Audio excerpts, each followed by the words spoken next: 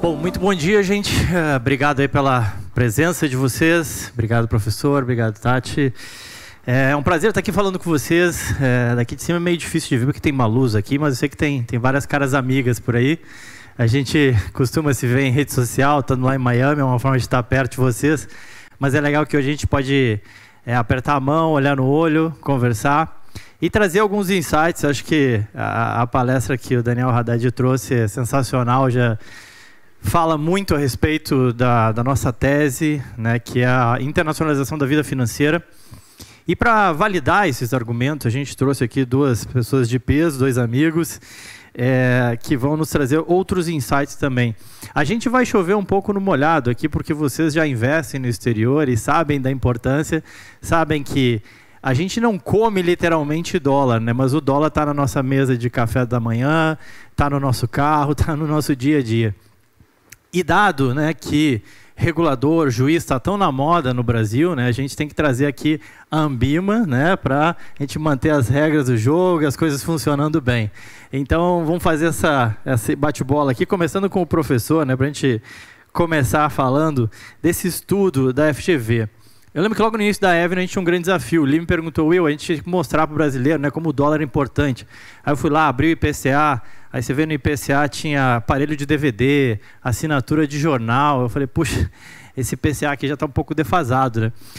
Mas aí veio a FGV e fez um estudo super bacana mostrando exatamente isso, né? O impacto cambial no consumo dos brasileiros e a necessidade da diversificação internacional.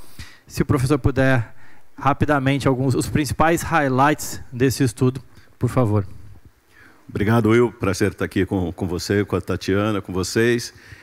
Eu vou mostrar alguns slides da pesquisa e alguns pontos importantes, justamente dessa discussão do câmbio, que vocês já acompanharam bastante com a apresentação do Daniel. Primeiro, o objetivo do estudo era dimensionar qual o percentual mínimo que torna a cesta de consumo do brasileiro neutra à variação cambial. Isso serve para quê? Justamente, a gente sabe que tem câmbio, o Will falou, olha, a gente não quer dizer que a gente come dólar, mas tem dólar dentro da nossa cesta de consumo. E a ideia é justamente ver, puxa, quanto tem de câmbio dentro dessa cesta de consumo e quanto nós, como brasileiros, deveríamos investir em câmbio ou ativos, investimentos, títulos atrelados à variação cambial para proteger essa nossa cesta de consumo. Proteger quer dizer, para a gente continuar consumindo da forma, com o padrão que a gente tem. Até aproveito agora para falar o seguinte, nós usamos como referência a cesta de consumo medida pelo IPCA, mas acho que posso falar quase todos, ou se não todos aqui presentes, tem aquela sensação quando escuta a inflação divulgada pelo governo, o IPCA, e fala assim, poxa, essa não é a inflação que eu vivi. É porque a nossa cesta de consumo é diferente dessa do IPCA. Isso também já é para dizer que, olha, o percentual que a gente chegou na pesquisa seria um percentual mínimo.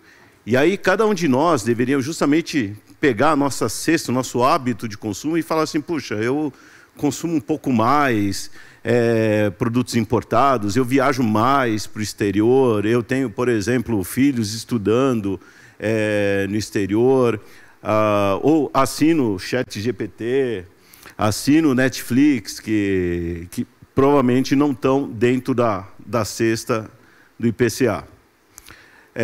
Eu gosto sempre de falar de câmbio, começar com essa frase. Pegaram o Alan Greenspan, que foi presidente do Fed, logo depois de uma conferência na Basileia, e o jornalista questionou para que serve a taxa de câmbio. E a frase para mim é ótima.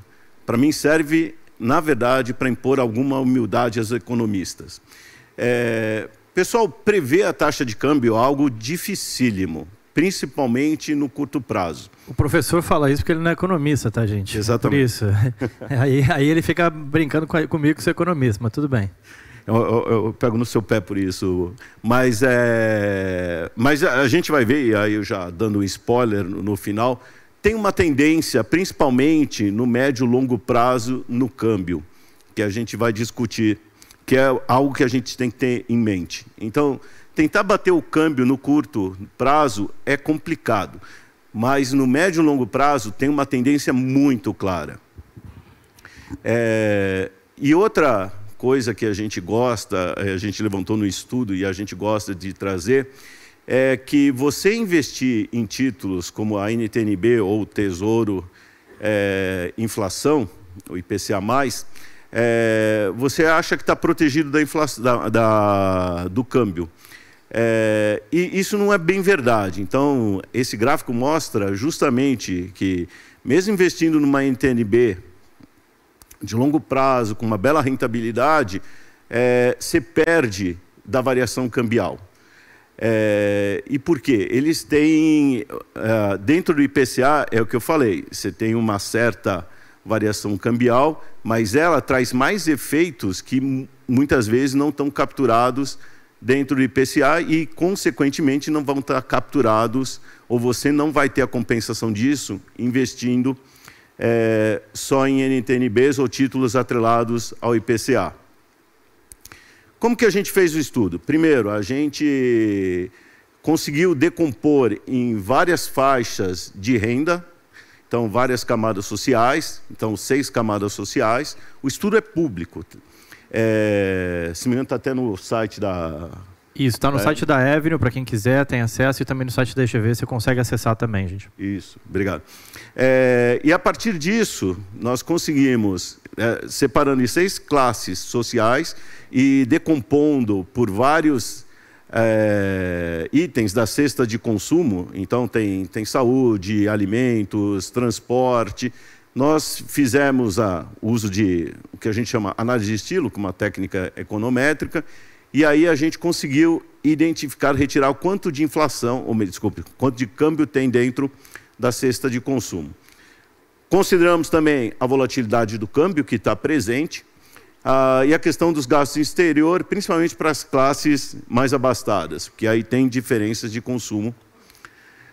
E esse é o resultado, que 16% a 18% é o que a gente deveria investir em coisas que estão atreladas à variação cambial para não sair no prejuízo. Se não sair no prejuízo quer dizer que a gente vai continuar consumindo a mesma coisa que a gente já tem de hábito. Tá? Não estou falando de ficar mais rico, mas é simplesmente manter o nosso consumo.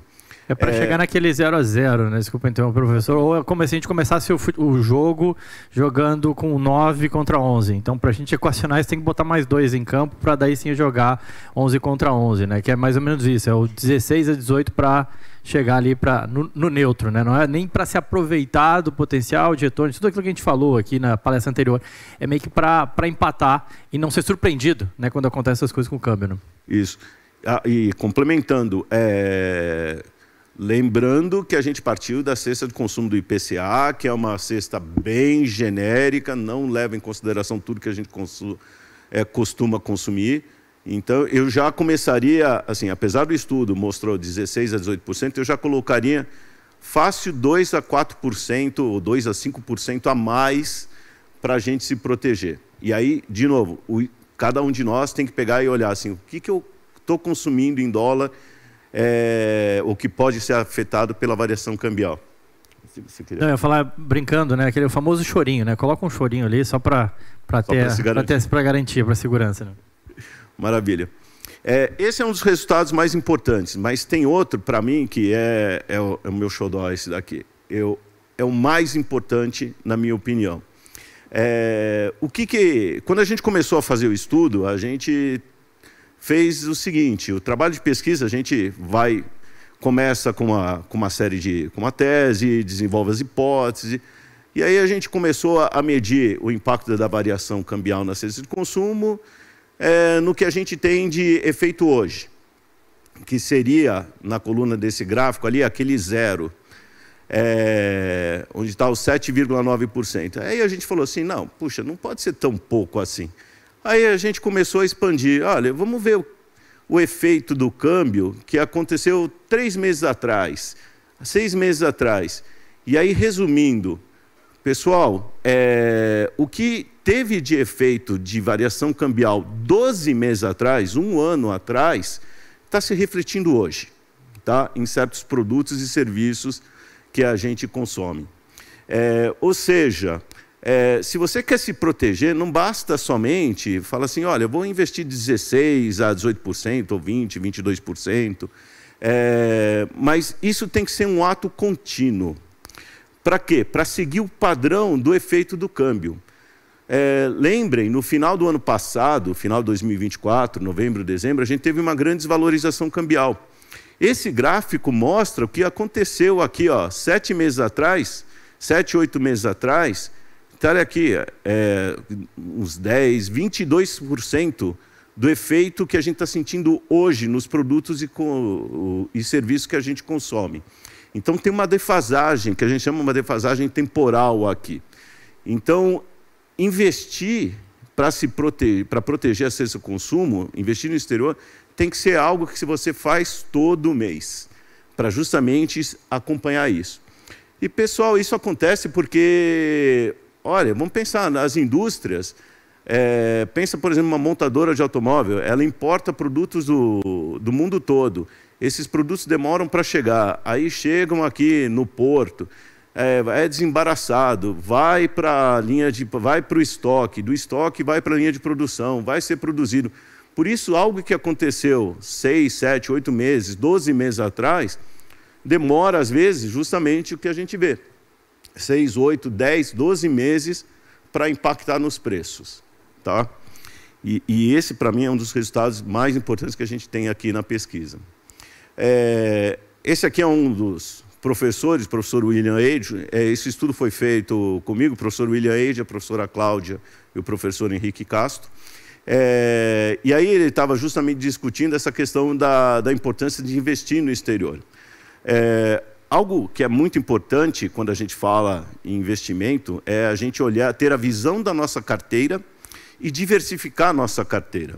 E investir no exterior é algo muito positivo, porque a gente olha o gráfico aqui, o Ibovespa está aqui em azulzinho e o real frente ao dólar está em roxinho aqui. E vejam que eles têm comportamentos opostos, ou praticamente opostos o tempo todo. Ou seja, o real frente ao dólar sobe, o Ibovespa cai e vice-versa. Quando a gente vai diversificar uma carteira de investimentos, isso é ótimo. A linha vermelha é uma medida estatística que é a correlação. A correlação está medindo como dois ativos aqui financeiros eles se comportam. E quando ela é negativa, isso é bom, porque justamente, olha, a bolsa caiu, mas o dólar subiu. Pô, então, o que eu perdi na bolsa aqui na B3 foi compensado pelo dólar. Tá? Uma ressalva que esse é o dólar puro, não é nem o dólar investindo, como o Daniel tinha falado, na Standard Poor's, na Nasdaq e assim por diante. Professor, eu sempre uso um exemplo que ajuda a mostrar isso, né? E eu sempre falo, o real ele é um ativo de risco, da mesma forma que o peso colombiano, a rúpia indiana, o rand sul-africano e por aí vai, outras moedas de países emergentes, né? Mas você pega, o senhor citou o exemplo da Bovespa e dólar, né? O Wesley Day, né? Um dia emblemático lá. O investidor de Petro e Vale, ele viu as ações caindo 10% mais ou menos, o Ibovespa caiu 10%, o dólar salta 8%, né? Então a correlação não chegou a ser 100%, mas é aquilo ali que o professor falou, né? Assim, o cara perdeu no Ibov, mas o dólar saltou 8%. E o benefício de ter uma carteira diversificada geograficamente, que eu sempre uso também esse exemplo, é que, ou mesmo no caso do IOF agora, por exemplo, no dia do Wesley Day, as ações do McDonald's, se não me falha a memória, que eu lembro de ter olhado, caíram 0,11. Vocês nem sofreram, nem sabem do Wesley Day. As ações da Coca-Cola também nem sofreram e por aí vai. Ou seja, a carteira internacional não tem nada a ver com um evento que aconteceu no Brasil e que influenciou muito a vida, seja na curva de juros, seja no dólar ou seja na bolsa, né? Então esse é o benefício da diversificação e da descorrelação que o professor trouxe. Obrigado. E aqui, para fechar, que eu tinha já dado um spoiler, da tendência da taxa de câmbio. Então, o que é esse gráfico aqui? A linha vermelha é a taxa de câmbio, real frente ao dólar, que a gente enxerga. Tá? É o que eu chamei aqui o real frente ao dólar original. E aí eu fiz a seguinte brincadeira. Coloquei aqui, calculei um dólar de paridade. O que é esse dólar de paridade? Olha, imagina o seguinte, eu pego R$100, tá ok? Ou, no caso aqui, peguei R$200 no início ali do gráfico, e peguei e comprei a mesma coisa no Brasil e nos Estados Unidos. É mais ou menos, imagine, por exemplo, já que você falou do McDonald's, falando do Big Mac, imagine você comprou um Big Mac aqui no Brasil e lá nos Estados Unidos, mesmo Big Mac, e vamos supor que os dois eles sejam corrigidos exatamente pela inflação de cada país. Então, o Big Mac aqui, o McDonald's vai corrigindo o preço do Big Mac pela inflação aqui no Brasil, pelo IPCA, e lá nos Estados Unidos ele é corrigido pelo CPI, que seria equivalente ao nosso IPCA. Então, a linha verde mede como que seria o dólar. E aí é o seguinte, eu pego o mesmo produto, corrigido nos dois países, e divido um pelo outro, o preço de um pelo outro, e teria mais ou menos o que seria a taxa de câmbio para comprar o mesmo produto, seja um Big Mac, ou seja um carro, um smartphone. Se os dois fossem corrigidos, qual que deveria ser a taxa de câmbio? É a linha verde, que seria uma taxa de vamos dizer, uma taxa de câmbio teórica ou de paridade. E vejam o que acontece, ela vai sempre subindo. A linha vermelha, olha, curioso, é o câmbio que a gente enxerga. Ela sobe, desce, mas repare que ela fica ao redor, ela navega ao redor da linha verde. E, pessoal, eu não sei quanto a vocês, mas na minha opinião, eu não vejo, pelo menos assim, no médio, longo prazo, a inflação brasileira sendo sempre inferior à inflação dos Estados Unidos. Até pelas metas de inflação de cada um deles. Então, nos Estados Unidos, eles procuram uma meta de 2% ao ano. Aqui no Brasil, o nosso sistema de metas é 3,5%, mais ou menos 1,5%. Aliás, é 3% mais ou menos 1,5%. E assim, a gente normalmente está batendo o topo desse intervalo, que é o 4,5%. Ou seja, naturalmente, o câmbio, o real frente ao dólar, vai se desvalorizar. Tá? Nesse meio tempo, o que vai acontecer? Ele vai ficar abaixo, acima desse câmbio teórico, mas reparem que lá no médio e longo prazo, eles vão sempre se encontrar. E o câmbio, ele vai navegar ao redor desse câmbio teórico. Tá ok? Até porque senão vão surgir oportunidades de mercado para arbitragem, e isso vai acontecer. Então, é aquela coisa que eu tinha falado. No curto prazo, é difícil acertar o câmbio, mas no médio e longo prazo, a tendência é muito clara. Tá ok? Então, essa daqui é a apresentação. Obrigado. Não, muito obrigado, professor, pela apresentação. E uma coisa que a gente acredita muito na Avenue é essa expansão de vida financeira. A Dati comentou, né, da família estudando fora ou morando fora. A gente tem clientes que já fazem isso. Essa expansão da vida financeira internacional, ela também traz um desafio que é, bom, vocês saindo, né, desse guarda-chuva de proteção que vocês já têm aqui, como é que funciona quando você vai para fora, né? Quais são as proteções? Qual que é o papel do regulador brasileiro? E uma preocupação da Avenue desde o início foi conversar muito com os reguladores brasileiros, porque de fato, né, a Dona Maria, o seu João, ao investirem fora do Brasil, eles também têm que se sentirem protegidos, até para de fato conseguirem investir uma maior parcela do seu capital lá fora. E aí, por isso a gente trouxe a Tati, que representa a Ambima aqui, e vai nos explanar um pouco sobre o papel, né, da Ambima, da proteção, regulação e controle aí desse mercado na expansão dessa vida financeira. Obrigada, Will. Obrigada pelo convite. Obrigada, Avenue. Professor, prazer. Bom dia a todos. Obrigada pela oportunidade de falar com os investidores direto. Nós somos uma associação que representa o mercado financeiro de capitais aqui no Brasil. Então, toda essa parte de investimento fica ali na Ambima, né? Então, nós somos uma associação que tem mais de 50 anos de existência.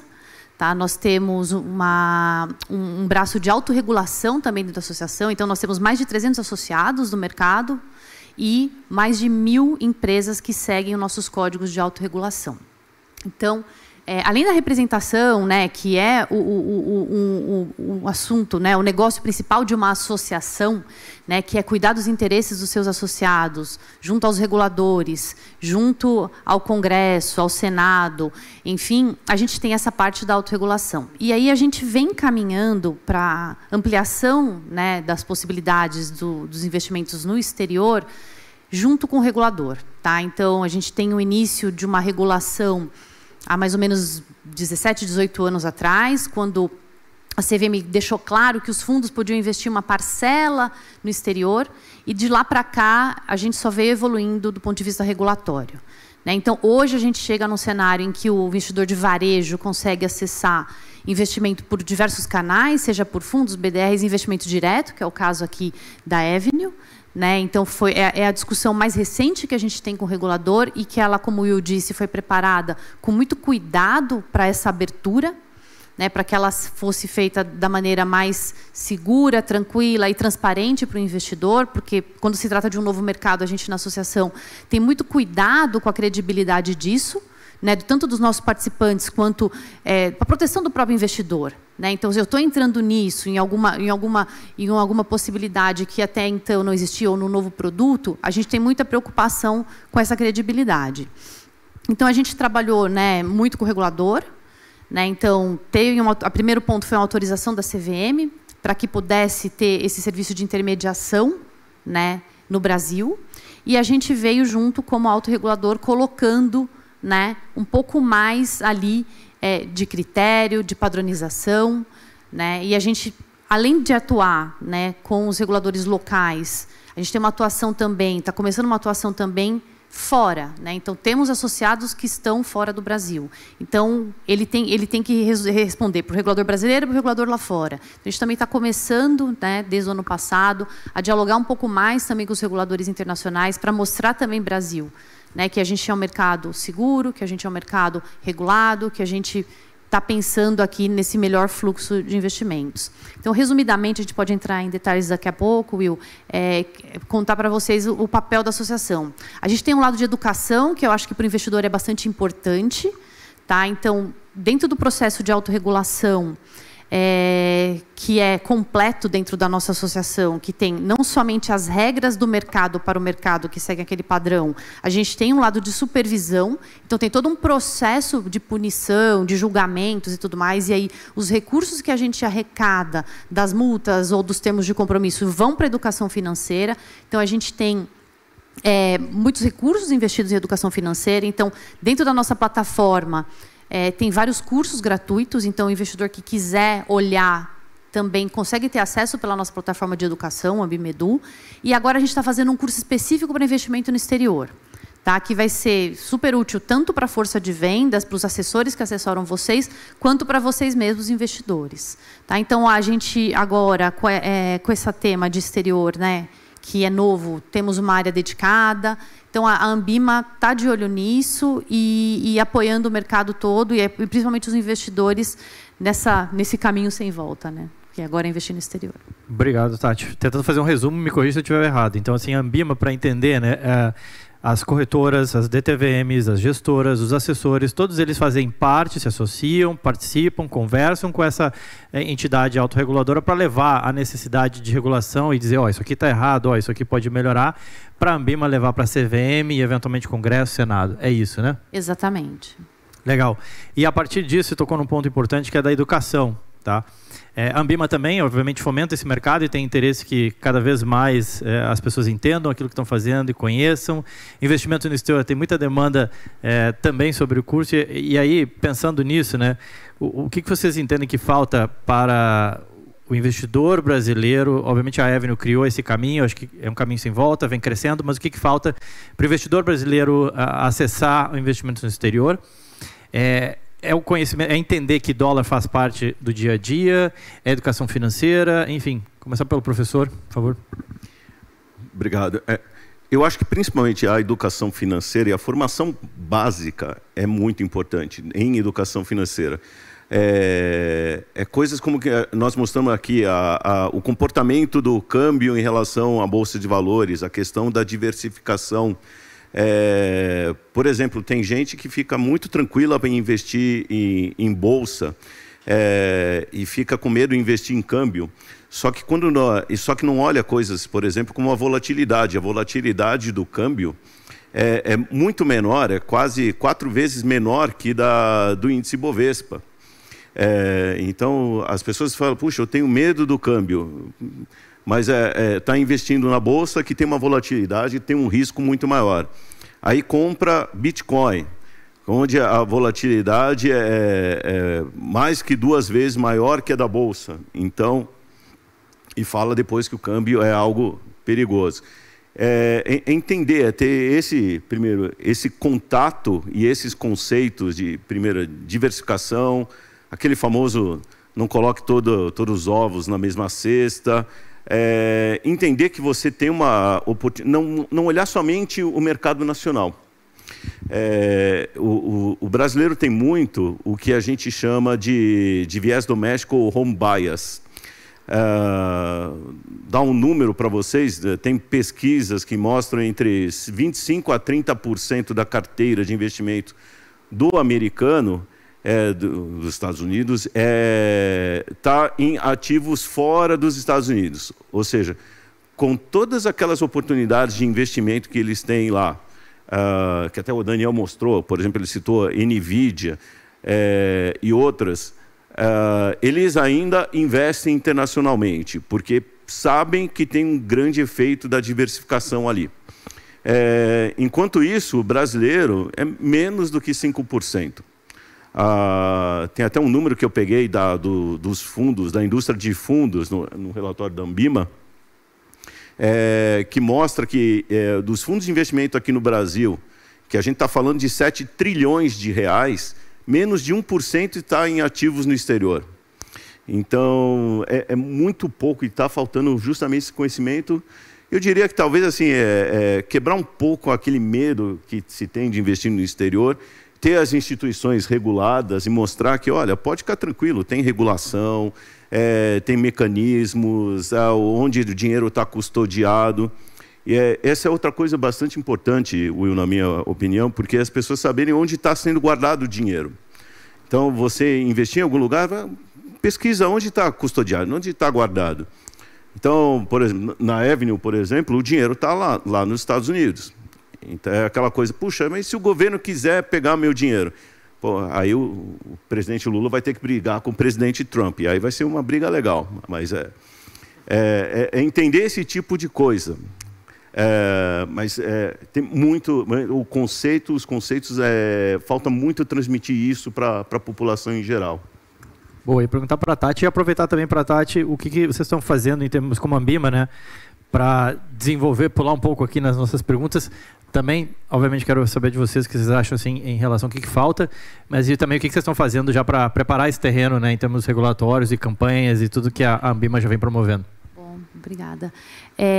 Realmente, acho que a gente tem pesquisa, né, do Raio-X do Investidor, é uma pesquisa anual que a gente faz, e realmente, mesmo na poupança local, na cultura de poupar, né, o brasileiro, realmente, 37% da população poupa, e mais de 60% disso está em poupança. Então, tem bastante a acrescentar. Mas do lado de educação, a gente tem essas iniciativas diretas, que foi que eu comentei, dentro, né, dos nossos canais, e aí a gente faz isso também, não somente, né, dentro dos canais, mas a gente faz com jovens, estudantes, tentando pegar a base dos universitários, enfim, formar essa população. E, indiretamente, aí entrando já no ponto da regulação, a gente tem trabalhado também. Porque o que a gente identificou?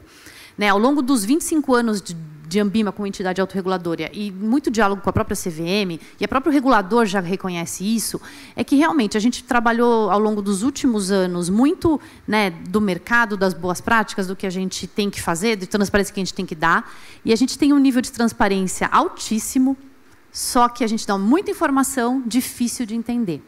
E isso acaba trazendo um pouco do efeito que o professor falou. Isso aqui é tão complicado que não deve ser perigoso, né? E quando, na verdade, a gente está extremamente técnico ali. Então, a gente tem está com uma iniciativa agora de trabalhar, e aí com ajuda mesmo, porque nós do mercado financeiro somos muito técnicos e a gente precisa da ajuda de quem conhece falar com o investidor e com clientes e com varejo, de melhorar a documentação dos produtos de investimento, de melhorar o contato com o cliente. Então, acho que isso tudo vem ajudar para trazer essa segurança, porque a gente tem toda essa robustez, só que não sabe traduzir de um jeito fácil. Então, a gente está trabalhando nisso. Isso é uma das iniciativas. Outra iniciativa que a gente criou, que aí foi para o mercado, e aí o education de mercado, é justamente assim, o que você deve ou não fazer nessa atividade de intermediação e de atender o seu cliente que quer investir no exterior. Né? Então, tem os guias muito práticos ali para o mercado para conversar com vocês de forma mais fluida, mais prática. Outro aspecto, a gente vem trabalhando em melhorias também, né, no Suitability, que é o mecanismo que a gente usa no mercado para análise de perfil do investidor. Então, olhando também a sua posição no Brasil e no exterior, né, de forma que aquilo fique mais equilibrado no seu perfil de risco. Tá? Então, isso é uma ferramenta recente que a gente também colocou dentro da associação e aí regulado, então tem um padrão. Então, onde quer que você vá, se você vai, né, com um distribuidor regulado, que a maioria está dentro da Anbima, vai ter ali o mesmo tratamento. Essa padronização é muito importante para você, cliente, também conseguir olhar e comparar. Né? E essas iniciativas todas já estão sensibilizando o regulador, que também já entendeu que a gente precisa falar melhor com o investidor. Então, essa questão da facilitação na leitura também está sendo muito bem vista pelo regulador, porque não adianta eu fazer uma regra de autorregulação mais fluida, mais flexível, se eu tenho uma regulação mais travada. Então, isso tudo acontece ao mesmo tempo. Tá? Então, normalmente, só para vocês entenderem, o fluxo de muitas coisas começam na autorregulação e a gente leva para a regulação para que isso se expanda para maior diversidade para todos os participantes do mercado. Tá, então, são essas contribuições que a associação tem, visando ali o investidor também. Obrigado. E até voltar um pouco no tempo, numa linha, né? Você falou de assessores que atendem vocês e tudo mais. Essa indústria, ela cresceu, ela é muito... Ela é jovem, eu tenho aí 20 anos de mercado, já passei por algumas coisas, mas antes disso, vamos lá, a gente saiu de um confisco de poupança para a criação de uma moeda que permite, né, você começar a fazer poupança, o desenvolvimento do mercado de capitais, onde você tem tesouro direto, LCIs, LCAs, debêntures incentivadas e por aí vai. Né, isso tudo foi acontecendo, e os assessores, e quem trabalha com isso também foi aprendendo e conhecendo, né, com esse mercado nesses últimos 30 anos. E investimentos no exterior, ele já existe há muito tempo, mas de uma forma mais escalada e não tanto institucional e mais para a pessoa física, eu diria que é mais nos últimos 5 anos. Então, a Anbima e o regulador também vem correndo para criar tudo isso e desenvolver tudo isso. Né? Tentando fazer um wrap-up aqui. Mudando um pouco, assim, o que vocês veem de principal risco, né, para o investidor, começando pelo professor, o investidor que fica no Brasil, e também qual que é o principal risco, o investidor que investe lá fora? Principalmente o principal risco do investidor aqui local tá muito exposto ao que acontece aqui dentro do país. Então, até aproveitando que você comentou aqui, vocês devem estar acompanhando toda essa questão aí da política fiscal. O governo está tentando aumentar a arrecadação de qualquer forma. Já vimos agora a questão do IOF.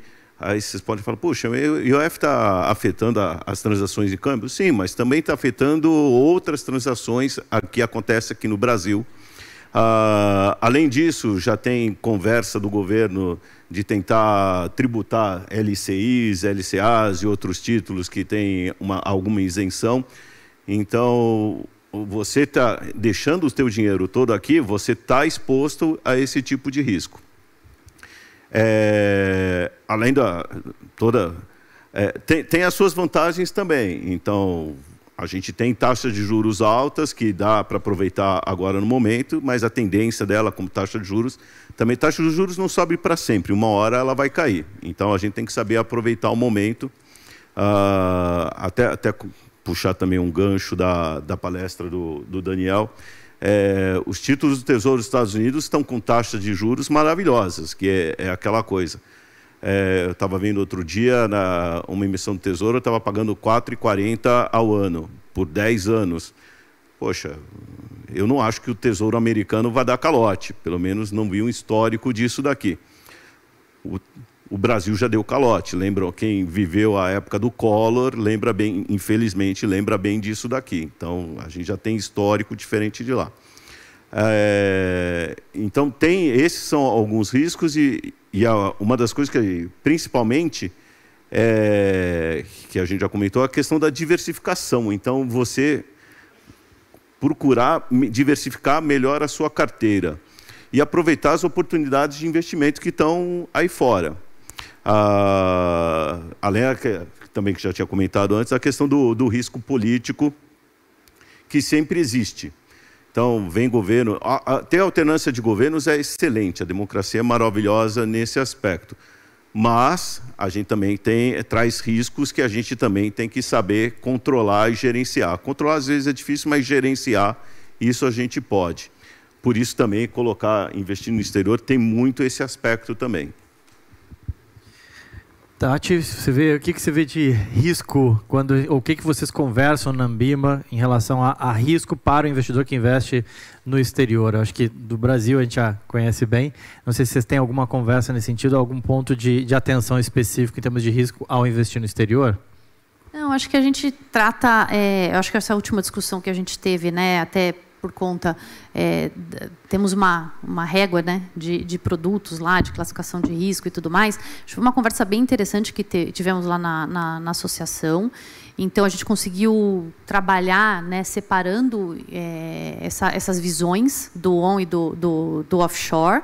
É uma discussão que, obviamente, é uma preocupação que todo mundo tem, mas acho que não é só o risco do exterior, é qualquer risco, né? Quando eu estou falando de um crédito privado local, acho que o nível de discussão e de preocupação da associação é o mesmo, né? Então, acho que isso a gente vai tratando igual, né? Então, acho que agora essa ferramenta que eu falei, né, que depois você consegue consolidar o portfólio do cliente e ver a posição de forma neutra, ela ajuda bastante, né, nessa visão. Mas acho que o ponto do professor são todos esses aspectos que têm que ser observados, acho que isso faz parte, e a gente tenta tornar essa jornada mais fluida. A conversa com o regulador, ela está indo num caminho bom também, né? Até, por exemplo, a carteira de produtos de investimento como fundos, de ter realmente também essa neutralidade, entendeu? Que tem hoje nas carteiras já direto. Então, assim, está evoluindo, né? Eu acho que não é mais uma conversa... uma preocupação que a gente via 15 anos atrás sobre investir no exterior, entendeu? É muito mais arriscado. Eu acho que dentro dos participantes de mercado que a gente conversa, até na visão do próprio regulador, é algo que está mais tranquilo. Acho que isso tudo foi bem desmistificado. Legal. Essa é uma preocupação que a gente tinha, né? Que é aquela coisa, você fala investir no exterior... investir numa treasury se torna arriscado pelo componente do câmbio, né, que é a visão que se tinha aqui no Brasil. A gente foi tentando trazer e mostrar que, olha, não é arriscado. Arriscado é investir num título de dívida da Colômbia ou do Peru, por exemplo. E o Brasil não é muito diferente, infelizmente, né? Então, acho que isso já houve uma evolução muito grande e isso permite, uma vez que o regulador entende, permite que os financial advisors, os gestores, quem trabalha com vocês, quem assessora vocês, também oferecer investimentos em treasuries e por uma parcela conservadora da carteira. Porque até então era por uma parcela mais de risco da carteira, o que não fazia sentido, né? Um bom ponto que você falou, a gente tem uma discussão muito antiga, né? Que acho que é aquela frase, fala assim, todo mundo pode investir um pouco em tudo. Né? E isso a gente vem realmente. Então, hoje, o investidor de varejo pode investir em tudo. O regulador, falta só agora um último ativo, que é o FIP, mas, assim, daqui a pouco todo mundo pode investir em tudo. E aí é a questão só de olhar realmente a parcela que é adequada para cada investidor. Quando a Tati fala em tudo, é a história do investidor qualificado, né? Aquela coisa de, não, isso aqui é só para o cara que é qualificado, porque é muito arriscado, é muito perigoso e tal, é isso. Exato. Então, eu posso ter um pouquinho de cada, e aí eu faço a diversificação e tenho uma carteira mais saudável. Perfeito. Encaminhando para o final já, gente, porque a gente tem bastante coisa também ao longo do dia. O professor tocou em política no final do dia, vamos deixar para o final, é a última, a gente vai falar um pouco mais de política, que é mais polêmico. Mas eu queria pegar um pouco a percepção de ambos em relação, olhando 5, 10 anos para frente, o que vocês acham assim, em relação a investimento no exterior? É um pouco de moda que vai passar, não é algo que veio para ficar? Como é que a gente vai estar daqui 5, 10 anos? Exercício de futurologia. Não vou perguntar ao professor qual que é o patamar de câmbio, qual que é o chute dele para o câmbio, tá? Mas em geral para mercado. Vou começar pelo chute de câmbio, então vai para cima. Então, isso não tenho dúvida. A perspectiva é que nós estamos num mundo, assim, já é até repetitivo, cada vez mais globalizado, e toda essa nova geração as novas gerações que estão surgindo, elas são mais globalizadas. Então, elas têm mais acesso a informações. Graças até aos reguladores, está cada vez mais fácil justamente você investir fora, transferir o dinheiro, realizar pagamentos internacionais, seja até pelos meios tradicionais, bancos, fintechs, seja até... Eu gosto muito de criptomoedas, então, assim, até stablecoins. O professor está feliz, é isso, das cripto deles. Pode subir o Bitcoin aqui. Então, stablecoins. Então, você tem hoje uma gama para investir lá fora e uma facilidade muito grande. Eu vejo até com meus aluninhos da graduação que vamos dizer, os pais deles têm medo de falar de criptoativos, é a coisa mais natural do mundo. O que é para as novas gerações, o que é estranho é papel moeda. Então fala assim, minha filha outro dia veio, ela foi no show, eu dei dinheiro para ela, acabou o show, ela voltou, pai, toma o dinheiro de volta, dá para você me fazer um Pix devolvendo?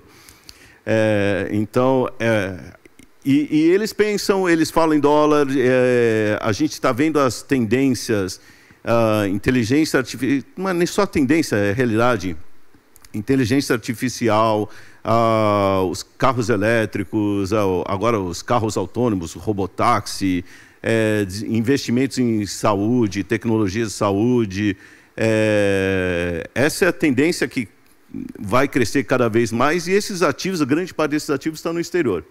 Então, eu diria que o investimento lá fora tende a aumentar cada vez mais. E acho que o investidor, aos poucos, com educação, com conhecimento, ele vai ficando maduro, vai ficando mais tranquilo investir nesses ativos.